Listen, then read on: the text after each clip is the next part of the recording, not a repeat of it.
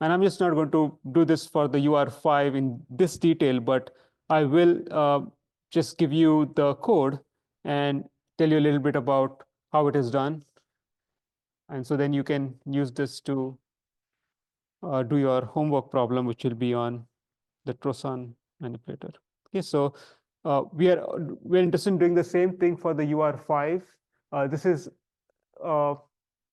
image of UR5 with the body frame attached to the different joints. Right, the body frame is always the joints with the joint frame, and you can count the number of frames. You can see there is 1, 2, 3, 4, 5, 6, 7. Okay, so there's 7 frames, but there are 6 joints. The reason why there are 7 frames and 6 joints is because this is a base frame. This has no joints. It is just attached there. There's no degrees of freedom associated with this. There are only 6 degrees of freedom. So what I'm going to do is I'm going to number them.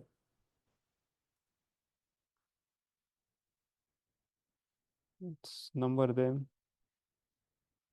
1. No, that's not 1. So I think you go 1. This is 1. This is 2. You can see it just goes up, then goes to the right, then goes like this. This is 3. This is 4. This is 5. And this is 6. And then this is the end effector.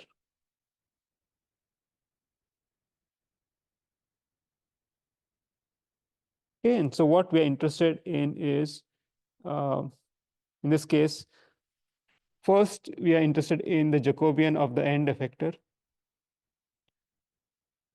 We'll call that JE.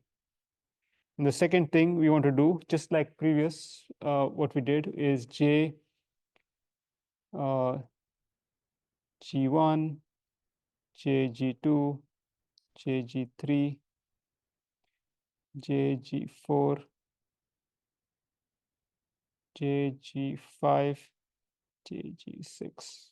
Okay, and why we're interested in doing this, eventually when we be doing control, we'll actually use these Jacobians to do compensation.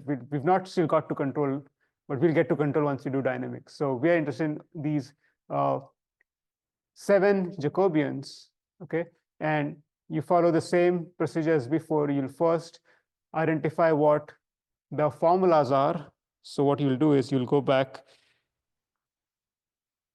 to, just like we did this problem. These are going to be the formulas for the Jacobians, JV and J omega. Okay, where for the end effector, what you will see is that ON will become the position of the end effector in world frame.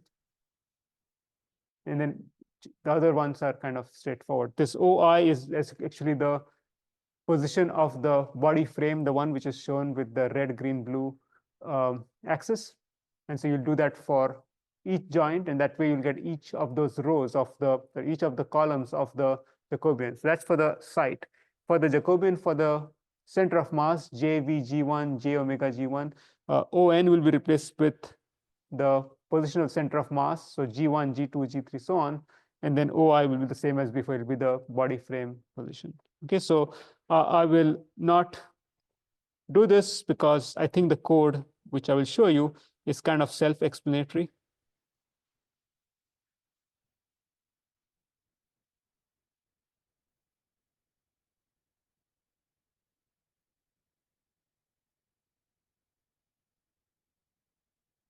So what I did was I put this in 2 separate files. That way you can run each of them. If you're interested in one of them, you can use one of them other than putting it in the same place. This is okay.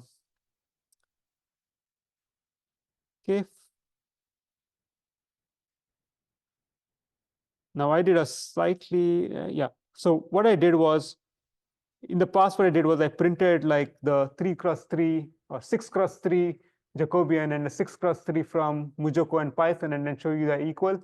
Instead of doing that, what I did was I actually decided to print the difference between the two. So So what happens here is, again, I have both methods put here, so you can check.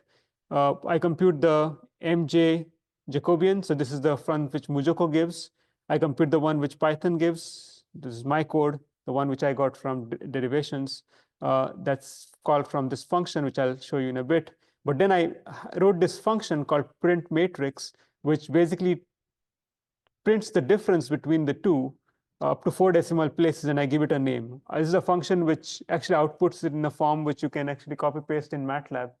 It's easier to check that way, but the print matrix is written up. So what I'm looking for is that if everything is right, then this print matrix will give me a value equal to 0, right? It will be a 6 cross 6 matrix, because 6 for the rows of, there are 6 rows, 3 for JV, 3 for J omega, and then 6 columns because there are 6 degrees of freedom. And then I think I do this in a loop. Do I do this in a loop? Oh, no, so this is just the site. So it's just one value. So here we go. So it ran for a few seconds, but just printed the same thing. So it's showing that the difference is 0, which means that I actually have verified that it works fine. You can look at the values individually, but they are just all over the place, just a mess. And so I did not choose to print that. Okay, let's see what Jack end-effector does. I've made it sort of, there's no for loops here. Just made it very, very easy to understand. I get the positions, all the body frames. This is very straightforward. By the way, how do I get this? I call this forward kinematics. That does all the calculations of the whole. It propagates the homogeneous matrix, gets me the positions of the frames and so on, which I can now use. Then I get the joint axis. Now the joint axes are not 0, it's not k, 0, 0, 1, but they have different joint axes. I need to get that. Then I get the rotation matrix from the homogeneous matrix, and then it's just this formula. This formula is probably very self-explanatory. Looks very similar to the one which I had for the planar case in J omega, and then put it all together, and that's it. Okay.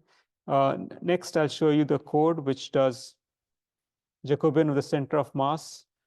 So here we have MJ, the main file, and then I also have a file called JAC-COM. And here also, what I decided to do is, instead of printing individual values and checking them, I just try to check the difference between the two. So going back to the heart of the code, here I have 6 bodies. So I run a loop all the way for the 6 bodies. So what this is going to do is, it's going to print the Jacobian minus this JG1 is what I calculate, and Jack is which MuJoCo calculates, and it's going to do it for all the 6 bodies. So 0 all the way through 5, so 6 bodies. This is what MuJoCo can do with body CM, same thing which I showed you, but then I do this calculations using JAC-COM, which returns me all the Jacobians. So this I made it very self-explanatory by just essentially copy pasting a lot of the code from the previous one. I just need G1s, which are not defined earlier. N1 is the same, rotation is the same. Here is the same formula as before, except that I replaced E's, this is the end effector, with the respective G's. Now, one thing you need to be careful about in this code is there are zeros. So everything after the chain will not contribute towards something for that particular joint. So for example, for the 5th body, the 6th joint does not contribute, right? Because it has no effect on the Jacobian. Moving that joint doesn't really change the velocity of the 5th body COM. So that should be 0, 0. If you go to the next one, you'll see there'll be 2 zeros, 2 rows, 2 columns of zeros, 2 columns of zeros, then 3 columns of zeros, 3 columns of zeros, 4, 4, and this keeps going on. So this is, you could automate this, but I just think it's much easier to do it this way.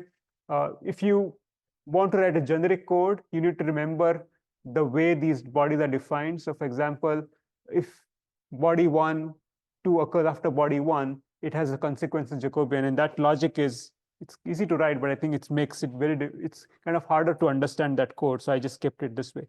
So let's run this, and it's going to just print the difference for all the 6 bodies. Okay, so again, what it does is the name is RIS3 link. This is the last link. This is what I check. It's all zeros. For RIS2 link, which is the second but last, is all zeros. RIS1 link. Then we have forearm link, upper arm link, and then shoulder link. That's it. And it repeats. Okay, so that shows that all the Jacobians check out. Okay, so that's that. I think with this you can solve the next homework, which will be on Jacobians.